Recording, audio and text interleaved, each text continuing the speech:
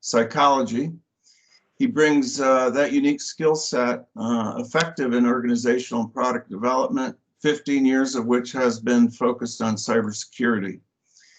Through the use of human behavioral psychology, Anthony has demonstrated transformation in the field of incident response and incident orchestration. Using orchestration tools as a pathway, he's leveraged machine learning, developing new capabilities within the threat intelligence community to support the efforts of cyber first responders. Tony, welcome. Thank you for being here. Okay, I'm going to turn it over to Frank and Anthony, and they'll take it from here. Guys? Good morning, everybody. I'm Frank Grimmelmann, and you can just call us Frank and Anthony. We appreciate Steve's kind introduction. I want to share with you before we jump into the presentation this morning, my last flight before COVID-19 shut us all down and brought us all into our home base cubicles, as somebody said earlier, was on a flight out of Andrews Air Force Base back to Arizona. And we were on a Airbus, and after taking off, about an hour out of Dulles, the pilot came on and said, "Ladies and gentlemen, I regret to inform you we're going to be late getting into Phoenix, and we'll be a bit late because unfortunately we've lost one of our engines. But there's nothing to worry about." That was my cue to immediately order a scotch, which I did very promptly. There was a fellow sitting next to me, and I couldn't tell. He appeared to be either a lawyer or an accountant, but it was difficult to tell. And he kept his head buried in his work and remained very, very calm, totally nonplussed, just again, face down.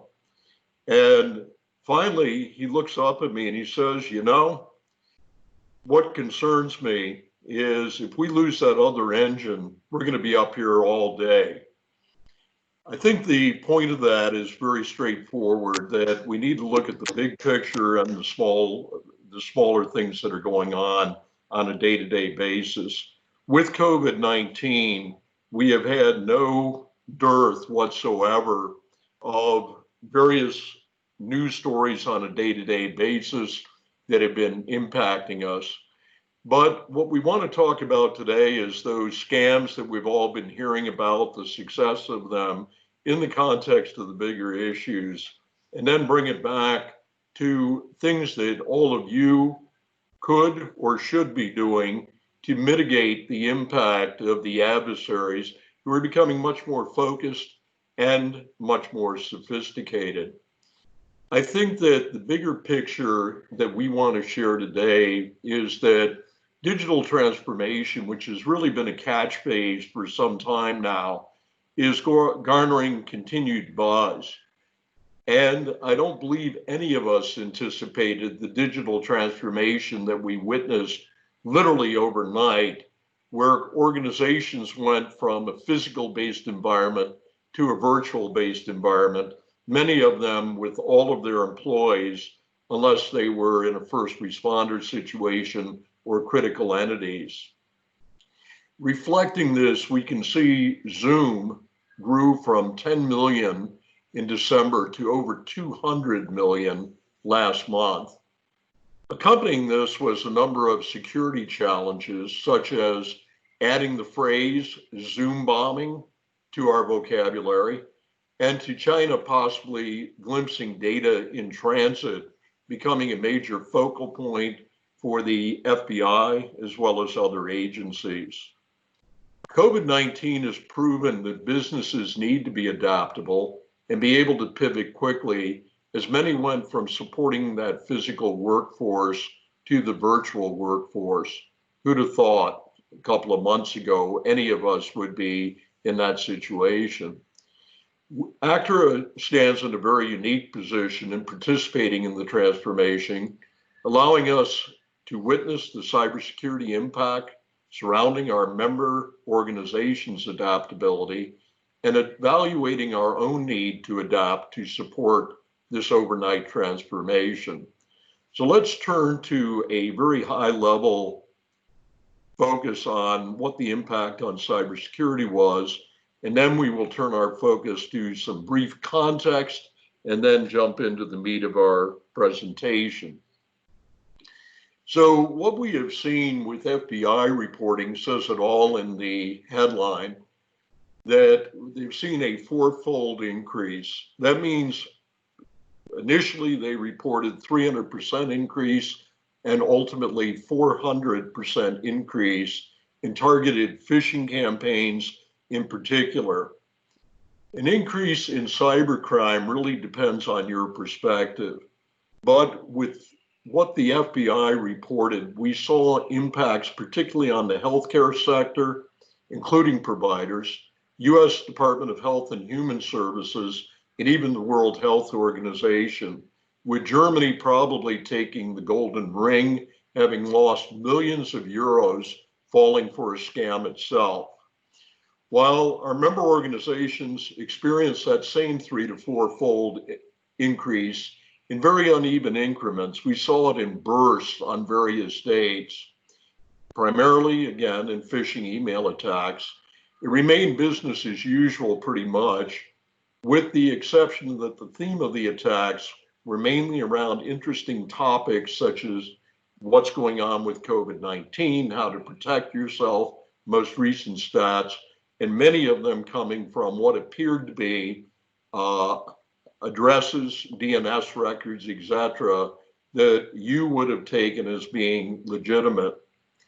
There were, however, some notable zero-day attack vectors that did emerge. That said, we had very successful attacks using old solutions like Emotet, first observed in the wild in 2012, and Ryuk malware. Some examples of the impact of those: GoDaddy's recognition of 19 million customer web-hosted account credentials going back to 2019 being discovered. Marriott's massive data breach, exposing records of roughly 5.2 million guests in February, just to name a few of the major events. Using phishing emails and sites, we observed well-targeted social engineering, successful with charitable contributions, general financial release, airline carrier refunds was a very big one, fake cures and vaccines, and fake testing kits. This affected many. We also saw sexual exploitation as a theme, with people essentially being extorted based on compromising videos that would be published were it not for the facts.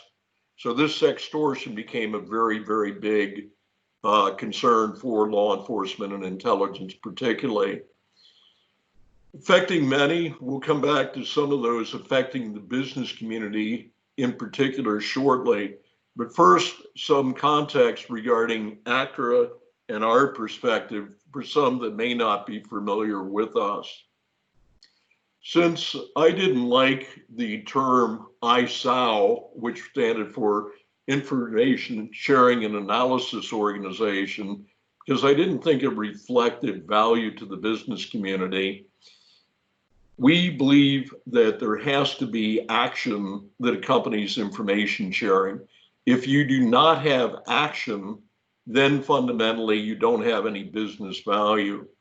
So, not liking the picture of an eyeball and a suckling pig in ISAO, we, not being from Washington, D.C., and somewhat away, adopted the term eyesore. When you see it here, it looks very, very good in terms of being an information sharing organization for analysis and response, but you can't avoid the alliteration of eyesore, which fortunately helps us keep it in people's minds. We are focused on active, or if you prefer, offensive defense through operationalizing and integrating threat intelligence seamlessly with our member organizations' defense systems and tools on a machine-to-machine basis at their option. So this allows them to actually action the information on a real-time or near real-time basis. We accomplish this by empowering our member organizations to empower themselves, supported by tools and solutions made available to them. Our focus being on active defense essentially allows our members to respond to the adversaries. If you take a look, I think the focus of where we are is reflected well in our board of directors. We target the 300 some odd organizations identified by Homeland Security in the state of Arizona as being critical infrastructure, key resource.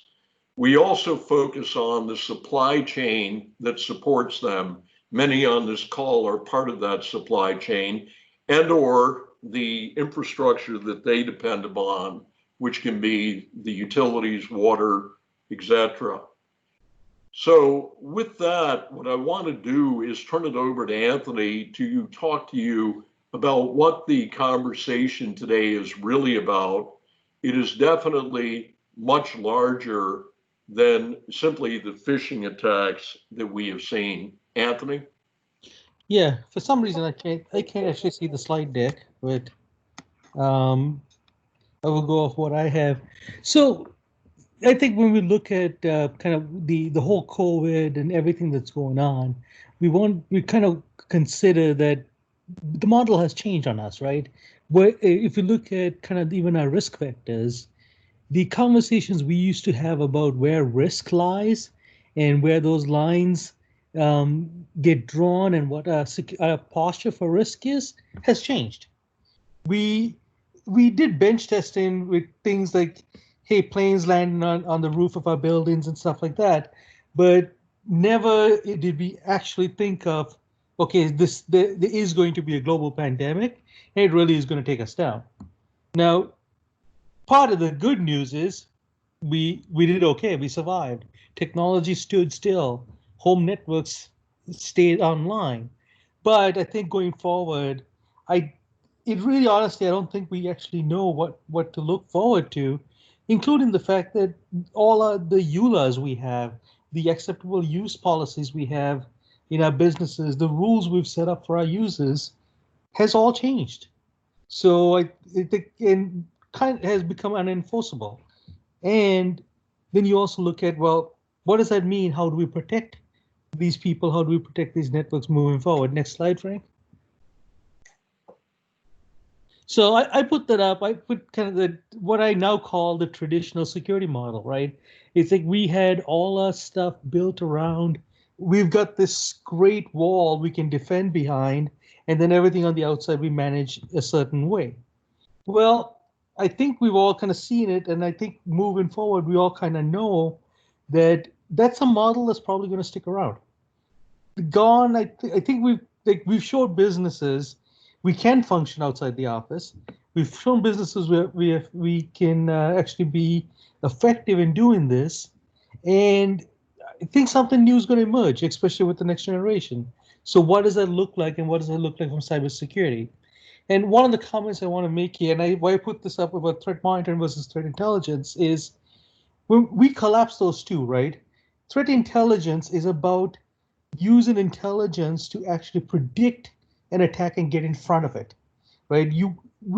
Especially with the models we're moving towards in our workforce, and the fact that we can't monitor our home networks all the time, we're losing that ability, what I call the activity monitoring or the telemetry data, so to be able to log behavior and kind of base our activities on behavior and things we're seeing in the network, that proactive, the reactive model.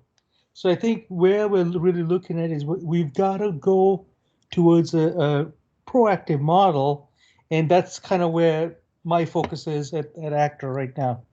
Next, I think one last slide. So if you look at kind of how we look at threat intelligence, there's like 3 layers, right? You collect data, and this is where that's where I'm talking about. This has changed. We used to collect all these logs, we used to collect activity, we collect all that stuff. You take that, yes? Oh, um, you take that and you create information out of it. That information starts to give us things we can act on.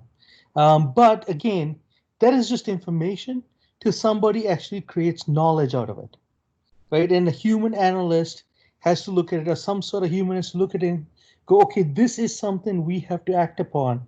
So we'll talk a lot, and if you're around ACT or anything we're doing there, you hear the credible threat or an actionable threat. And that's what we're talking about is we've got some sort of knowledge that says this is imminent and we can actually use this effectively to take action on. And moving on. And we'll come back to these conversations as we go through the deck. So what I'd like to do is I'm going to pop back. Nobody gave me the cue that we were not screen sharing. We're used to Zoom, fortunately not Zoom bombing. And I'm just going to pop back for a minute. This is our eyesore that we were talking about, just so you know how we spell it. It's dangerous to use that term without the spelling. And this is also the board of directors we were referring to. So I'm going to leave that up for just a second, and then we'll come back to the main program. And I assume everybody's seeing the slides now. So let's jump into COVID-19. And what we saw was adaptable transformation driven by the impact of COVID-19 on business operations. We saw a rapid scaling to that virtual workforce. We also saw, particularly with RDP, which is sometimes used as a protocol, as an alternative to internet protocol, a wide movement to that because of its bandwidth capabilities. You're only sharing a terminal, only sharing a screenshot, if you will. And what we also saw was many of the configurations were not locked down for security. So think of it as leaving the doors of your house unlocked and having no fear that nobody's going to walk in and take advantage of you. We saw a lack of the visibility that we are used to seeing within the corporate environment as people moved into a home environment and began to have those virtual cubicles essentially supporting their day-to-day work. That lack of visibility and security controls to support the virtual workforce became problematic for quite a few. The home environments, meanwhile, were not secure. Little biohazards running around the house also tend to create viruses in a cyber environment. And the home network's architecture and security are many times very disparate. I know in my own setups, we are set up to operate virtually or physically when we're together. So my architecture is very much like you would see in a corporate environment, using advanced routers, firewall protection, and advanced security features. But in the majority, many people are relying on a software firewall or something else, which is not going to give them the same level of security. And particularly if it's signature based, not the next generation security that is looking at the code itself to be able to anticipate whether or not something is actually going to impact you. The bring your own device home endpoints being not secure creates a real problem, because while your corporate notebooks may be locked down or your workstations, the ones at home may not be.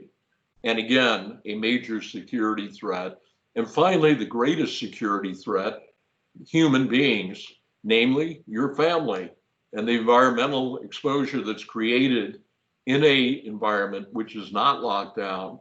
I know for myself, my wife is a absolute perfect petri dish for cybersecurity. As she clicks on Facebook and everything else, we solve that by segmenting the network and she can brag to every one of her friends, how many of you have a husband who is providing you with your own network? Little does she know that it's actually to make both of our lives a lot more secure. What I want to do is translate the cyber threats to something tangible, namely business interruption potential. What we saw was most continuity of operations plans did not anticipate a total virtual workforce. A few did, but the majority did not. This became reactive. Just as Anthony said, most of us are beating off the adversary every day as they attack us. But what we try to do is translate predicting what the adversary is going to do as the next move to a defensive posture. And then when we see them act, also being able to act very quickly in response, much more rapidly than if we were taking a reactive position through our member organizations. With that, systems as we saw were not locked down. Remote access to credentials is probably in the home environment the biggest threat. If I can access with a keylogger or something else your systems and be able to see exactly what your ability is and your logon, I can then access sensitive business data, because to the virtual world, you appear just as I am, and therefore you have all of the access and credentials, particularly if I'm a senior executive and or in a not, I should say a senior executive in a not lockdown environment because I requested access to everything improperly, or I'm a systems engineer who has to have remote access. And as a result of that, if you have my credentials, you have administrative privilege. With that compromise of personal devices, this gives you access to resources from the compromised devices, along with any of the resources that are allowing you access to your organization. Social engineering, attacks, and phishing, as we said, were the predominant means of gaining access. And they're not necessarily using new things. It's proven old things that are still working, meaning we haven't learned our lesson yet. And this is allowing them to plant malware, harvest credentials, have lateral movement, meaning come into a landing point and just like a military operation, spread out across the field until you hit the treasure you're looking for, and then either use ransomware to shut it down, extortion, or whiteware, which allows them to do malicious damage, and many times with no apparent purpose other than to be destructive. The malicious remote logins provide on-premise access. They also provide you the ability to have access to software as a service, which many of you are using as you're either moving to the cloud, have moved to the cloud with digital transformation, or continue to operate in a hybrid environment, and allow you to secure data for exfiltration, extortion, and or sabotage. So with all of that going on, what we've seen, as Anthony pointed out earlier, is utilizing what we do today. And while many of the more advanced cybersecurity operations are using what they call SOAR platforms, these are security, orchestration, automation, and response, including some machine learning and artificial intelligence, focusing on information security telemetry metrics, or as we refer to them, correlation engines, where we're taking information from the network, combining that with the threat intelligence feeds and our own internal activity, correlating those threats and the anomalies that they essentially provide, and then being able to respond to the attack through orchestration. So while we are doing that, the creative adversaries haven't slept. And I want to share an example of that. We have seen attacks coming in from China, Russia, Iran, North Korea, and roughly 60 other nations remaining on proven tools to compromise your networks. But along with that, we are seeing some creativity. A big announcement was malware jumping to air-gapped devices by turning power supplies into speakers. You look at this, and when we talk about air-gapped devices, many of those are SCADA systems, which are the systems relied upon for electrical power generation, water control, and a variety of other critical things, including our airlines. However, these things, not even being air-gapped, are coming into each of our homes as well as we take a look at Internet of Things, Wi-Fi, and other connected devices in our homes, such as refrigerators, toasters, toilets, you name it, they're doing it today. The problem with this is that while we witness traditional attacks on a particular focus that is delivering tried and proven ransomware, we are also seeing zero-day attack vectors, and we saw several attack vectors that were getting under the radar and most often evaded any kind of detection. But with the creativity, we don't even need to be on a network. That's what air-gap means. And to give you an idea, air-gap malware regulating the workload of the computing units, the central brains, to control power consumption and the switching frequency of the units to emit an acoustic signal in the 0 to 24 kilohertz range. The attacker with this acoustic signal can then attack by exfiltrating data from audio gap systems to nearby phones located up to 2.5 meters away with a maximal bit rate of 50 bits per second. This is something that is so low in bandwidth, it kind of comes under the radar even as an anomaly.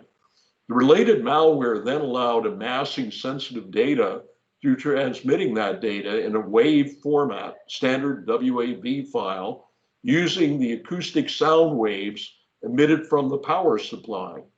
This is then decoded by the receiver, and in this case was witnessed as running on an app in an Android smartphone. So this isn't hypothetical, this is actual, this is real.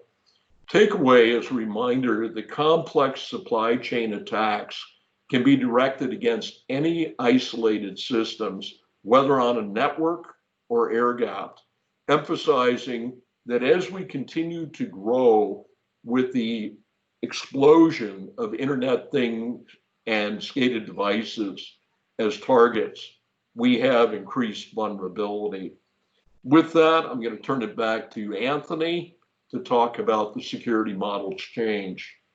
Yeah, so as Frank puts that up, I always kind of go, I don't know whether to be amazed or scared, because the level of sophistication that these attacks are going to is pretty extreme. Now, here's the thing about home networks and stuff like that is anybody that's done work with the HIPAA related stuff, you know, the part of our security plan has to be that these screens aren't visible to everybody in the home, right? That there's then secure locations, then locked rooms, paperwork isn't left outside. How much of that do you think is going on right now, right? And how many of us kind of loosened up our precautions or loosened up our reins on the security side just to get our employees online and working? So a lot of that is out there. And I would bet that a lot of these things we are at this level, we're going to start to see come up as we go back into operations and start to figure out how much damage we really did with the with trying to kind of survive this thing, right? That being said, traditional security model, right? Everything's on the network. you got all your traffic flowing through the network, and you had your points of security. You had the ability to secure the firewall, you had the ability to secure the storage unit, you had the ability to secure the devices, and we were able to even dictate what devices our users could use. Next slide. We've really gone into this non-traditional distributed model, and kind of one of the things I really talk about is we've got this concept of service delivery networks where there really isn't a need in this modern age for one computer to talk to another computer on a network. They need to talk to each other over a level of service, basically the service of the transaction they're performing, but they do not need to be able to ping the other computer, right? And so it's one of those things that I think as we move forward in our organizations, we start to look at why do we have LANs and WANs?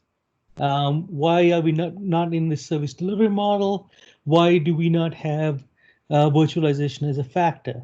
Containerization, virtualization, these are a lot of things that a lot of people are looking at in this new realm of possibility, right? Is do you need to have a machine that has everything on it, or can you have it virtualized? So kind of jumping around between solution and kind of practice, kind of the concern here. But so that's kind of those are some of the things that we're looking at as well, is how do we find threats that are coming in on these things? How do we find threats and identify threats on a machine we do not own and we do not collect data on, but still be able to modify or find that activity and detect it and protect the greater population? So some of the challenges to look at for the future. Next slide, Frank. I think that's yours. So with what we see is really being able to leverage, whether it's machine learning, artificial intelligence, pragmatic integration. And while ACTA has a global presence leveraged by member engagement, our members range from Fortune 50 companies to mid-market, and our data feeds include those out of the central nerve system within Department of Homeland Security, a variety of other sources that we have, and collaborative relationships with law enforcement and intelligence that allow a broad perspective of what's going on. We take in a phenomenal amount of data on a machine-to-machine basis into our threat intelligence platform, or as it's referred to, our TIP, on a routine basis. The problem is too much data, as the co-model demonstrated, doesn't provide you with anything. It needs to be transformed into information, and more importantly, knowledge that we can act on. If it's not actionable, it's not worth having, because it does not further your corporate or public purpose from a standpoint of being able to respond to the threat, protecting your assets. So the key that we have seen, we are globally aware, but a lot of what we take in on an automated basis is already known, and what we term white noise, meaning we need to understand what the haystack looks like, because without understanding the haystack, we can't find the needle. So from our standpoint, while we use a variety of tools to do that, where we really find the greatest tools, particularly as we move into this fourth industrial revolution, which is really centering around the Internet of Things, where we find the greatest information remains with the human analyst. That's why we invest hundreds of hours at no cost to our members, training their representatives to essentially understand how threat intelligence works, how to get into the head of the adversary, how to essentially transform that information and knowledge into responding proactively to the adversary. And most importantly, re-embedding those individuals within their corporate or government environment so that they are able to be an additional source of intelligence, and most importantly, knowledge through crowdsourcing.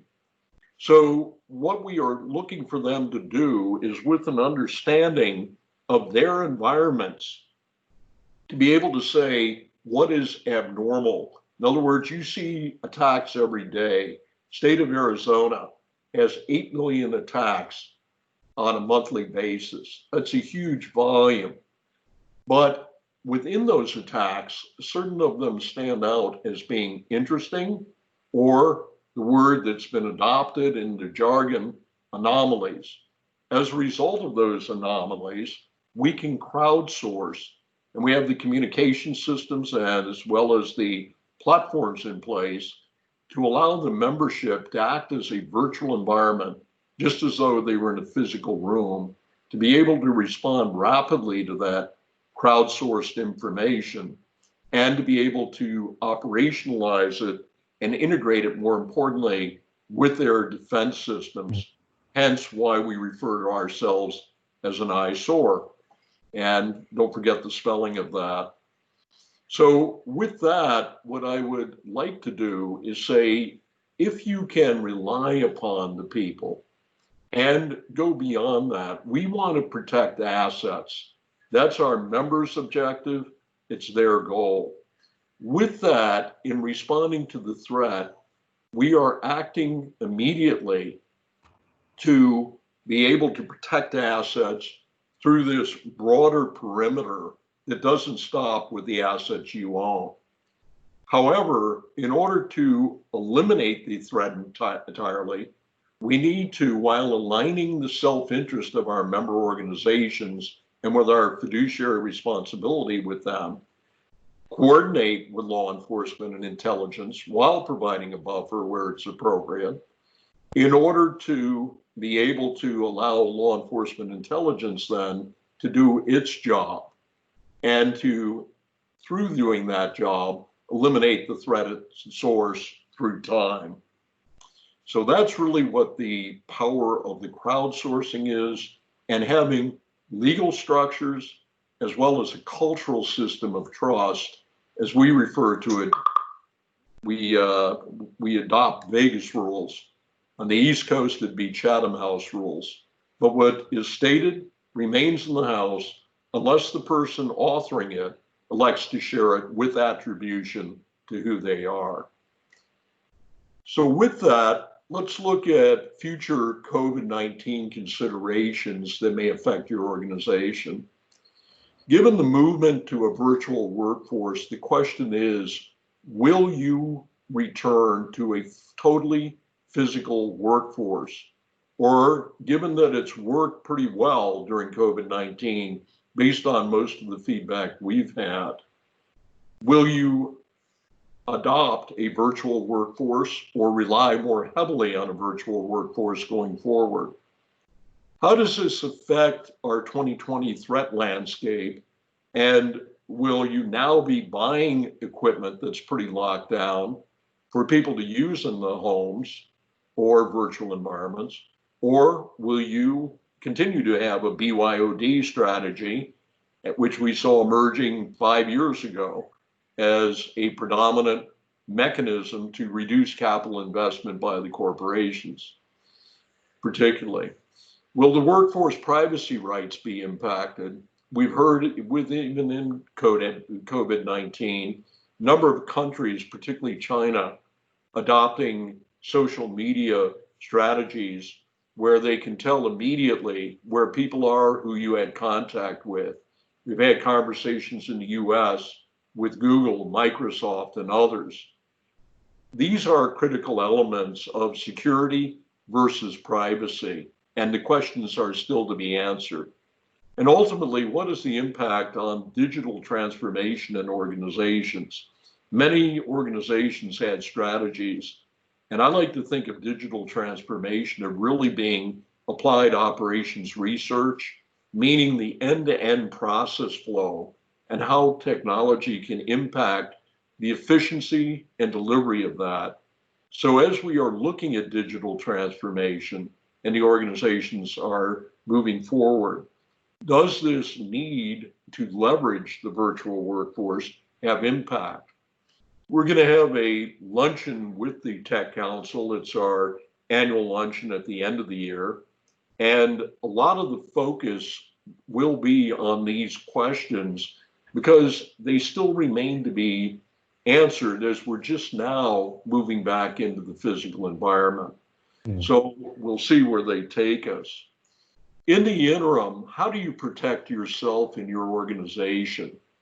And I know it sounds trite with some of these because we should all be doing them and doing them properly. But the reality is that's not the case because the vulnerabilities remain. So when we were in classified briefs and a variety of other things at the Phoenix FBI offices, the key things that came out at a classified as well as unclassified level is don't try to respond to the vulnerability by simply addressing it with a workaround. You need to have an active strategy for keeping software current, whether it's personal or professional, and to patch, patch, patch. Now, when you're in a multinational corporation, that's not easy, and you don't just turn a switch. And as we saw with the various breaches that came out of Intel, AMD, and other chip makers, we can't always take the first release because that could shut down your business operations. So we need to test that before we roll it out broadly. But the more that we can operationalize that and make it very rapid, the better off we are. We've already talked about the firewalls, antivirus. Passwords, we still see 1, 2, 3, 4, 5, 6, the word password, and a number of others on the top hit list of the most used passwords that people use. That needs to stop. Wherever possible, and particularly with banking, financial, and other core applications, you need to adopt two-factor authentication. When we use that term, what we mean is, yes, you have a password that's a strong password, but you also have a token, or you have over your phone a code sent out. All of the major organizations, including Amazon now, offer that as an option, and we strongly would recommend considering it. Keep current on all of the phishing scams. If you don't know what to be on the lookout for, the sophistication and targeting through social engineering, utilizing your Facebook and various other tools, LinkedIn as an example, or Twitter, can give people a hint as to who you are and make you very susceptible because they are able through artificial intelligence and machine learning to target these scams directly to you. Sensitive personal identifiable information you have, if you look on my LinkedIn profile, it doesn't actually say anything about what I really am doing. It does not even mention ACTRA. So we're very visible, but we can also remain very invisible. Think about that as you are sharing personally identifiable information. Recently with COVID-19, we saw a lot of the attacks. If you want to get your check from the government, we need this information. They don't need the information, and the government would never ask for it in that context, but they look to you and hope that you're going to react because you need some money in the bank. And actually, I think one of the things we're seeing lately too is the number of the LinkedIn requests that are coming in from out of country, and the number of people trying to make friends has significantly increased. And it's very interesting that if you look at the criteria that they're using, they've got some sort of automated system that they're using against us to profile us and actually create those links. So I think there's more coming along that line too. I had several invitations from very attractive Chinese and Russian ladies, which immediately makes me suspect. Earlier today, while I was having my coffee, and I'm not being facetious, that's actual, So what Anthony said is something to really watch out for, because if it looks too good to be true, it probably is. Use of mobile devices, the security on those is paramount importance as the banks and others are turning increasingly to the integration with mobile devices. Always have a backup. Whatever you do with your backups, don't keep them online. I use a rotation of disks. I have, very sophisticated backup systems online, remote and local. But I also have hard disks I use on a rotation. So I always have one copy that's not online during the day that I plug in specifically to back up on certain days. This then gives me the opportunity to go back where if somebody were to successfully penetrate systems, create ransomware, I have an ability to recover very, very quickly. And if you try to do it from the cloud, it many times takes too long. So having a local backup is critical. Public Wi-Fi, always use a VPN. If in your corporate environment you don't have a VPN, bottom line is you can go to a third-party provider, Symantec or others. I always go with non-big names because they're less likely to have the focus. Use that VPN because at least it's going to create a tunnel. And if you are in a public Wi-Fi location, give you an added layer of protection. Anthony, I don't know if you want to comment on this because VPNs, we know, are not totally secure either. Correct. And I always say VPN technology is old archaic technology and is gone like the dinosaurs are gone. Because I think we've really moved to a software-defined networking model and the service delivery model. And it is something that if you don't know anything about it, I would encourage you to go look that information up because it is one of the things that I think will play a big role in our security posture in the future. Again, coffee shops, really bad idea. We've all got tethering on our cell phones. We've all got these little MiFi devices. I always say use those, then give somebody the ability to do a man-in-the-middle attack in an environment you don't have control of. So at a baseline, if I want to own you, I can. The question is, are you that big a target? And the answer we're finding is everybody's a target. It does not matter what you're doing because they're making so much money on the ransomware attacks against the public, the scams for computer support, the scams for COVID, etc. So you need to be very cautious and recognizing that. Last but not least, review online accounts and credit reports regularly because you will see if you're smart, you're going to go on to a proactive notification system and they will tell you if somebody has applied for credit, there's a change in your credit rating, a variety of other things. So while it sounds traditional, that's the last line of defense, the marginal line, if you want to call it that. It allows you to protect yourself. The thing that we are going to see that's going to be the big issue for the remainder of this year is the impact on business strategy. And it's a strategic movement through digital transformation that is going to allow businesses to rethink their business model and the delivery of services. And that includes each and every one of us on this line. So what I want to leave you with as a thought is to keep in the forefront of your mind as you're doing digital transformation, etc.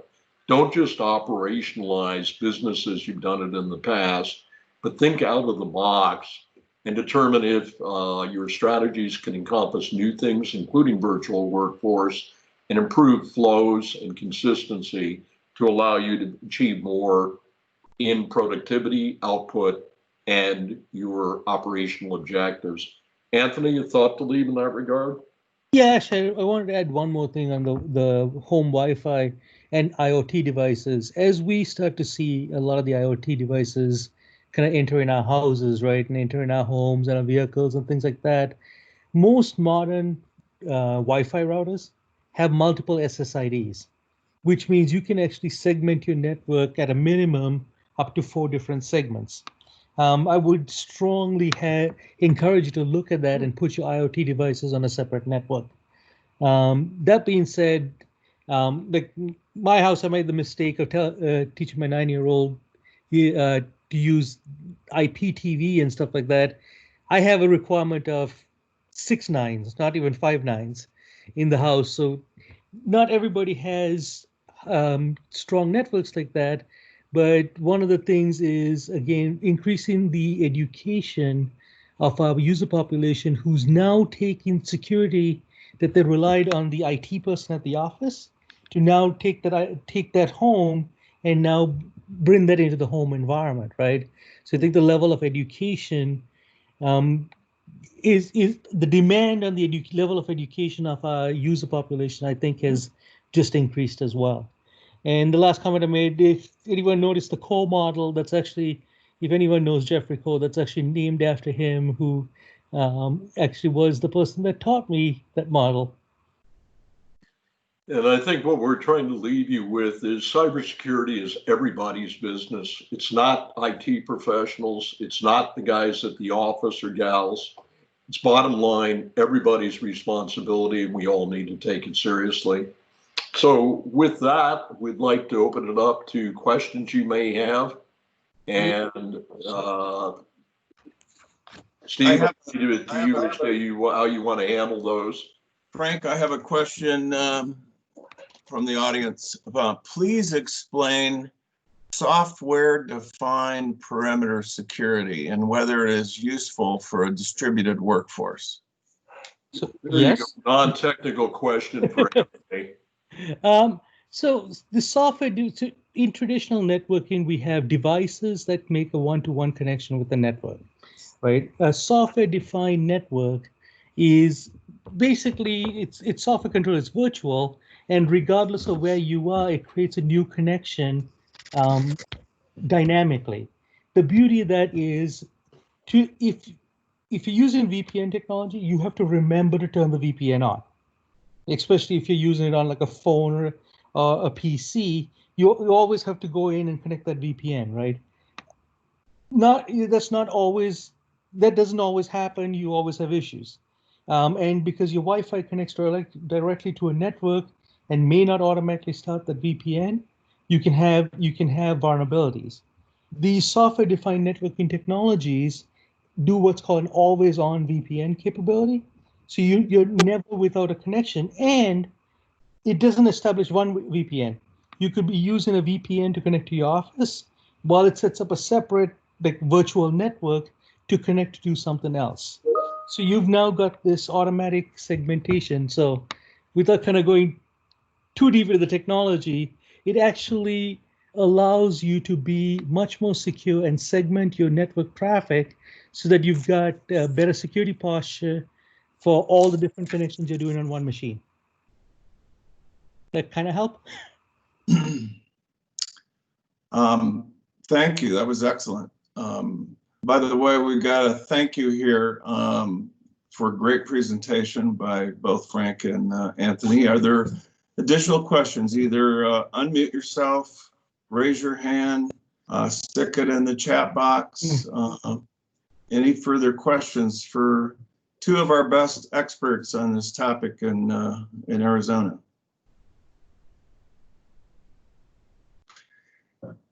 Well, it looks like you answered everybody's questions. Your presentations were thorough and complete. We use a term, Steve, and it was one I learned in the military, which was the Marine Corps, so it's a little on the edge, but it was called the 7 Ps, and that's probably why we don't have questions. Prior proper planning prevents piss poor performance. And that's something we all take away. One last call for questions. Anybody who has a further question for the guys? All right, well, I want to thank you both. Excellent presentations, both absolutely thorough and comprehensive. Really appreciate your participation today.